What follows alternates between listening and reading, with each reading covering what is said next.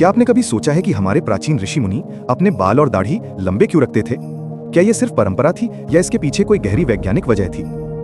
हमारे शरीर में प्रवाहित ऊर्जा केवल भीतर ही नहीं रहती, बल्कि बालों के माध्यम से बाहर तक फैलती है। जब बाल लंबे होते हैं तो वे हमारे शरीर की ऊर्जा को संतुलित रखते हैं। जैसे एंटेना ब्रह्मांडीय ऊर्जा को ग्रहण करते हैं, वैसे ही हमारे बाल भी ब्रह्मांड की तरंगों को पकड़ते हैं। ऋषि मुनि जब ध्यान में बैठते थे तो उनका पूरा शरीर ऊर्जा का केंद्र बन जाता था।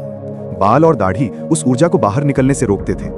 इससे उनकी मानसिक शक्ति, एकाग्रता और आत्मिक सामर्थ्य कई गुना बढ़ जाती थी। विज्ञान भी मानता है कि बाल और दाढ़ी में तंत्रिकाओं के सूक्ष्म छोर होते हैं जो हमारे तंत्रिका तंत्र को शांत रखते हैं। जब इन्हें काटा नहीं जाता तो शरीर की संवेदनशील ऊर्जा स्थिर बनी रहती है, और यही कारण था कि ऋषि लोग गहरी ध्यान अवस्था में सरलता से पहुंच पाते थे। एक और अद्भुत तथ्य यह है कि बाल हमारे आज्ञा चक्र और पीनियल ग्रंथि पर भी प्रभाव डालते हैं। ये ग्रंथि हमारी अंतर्ज्ञान शक्ति को सक्रिय करती है।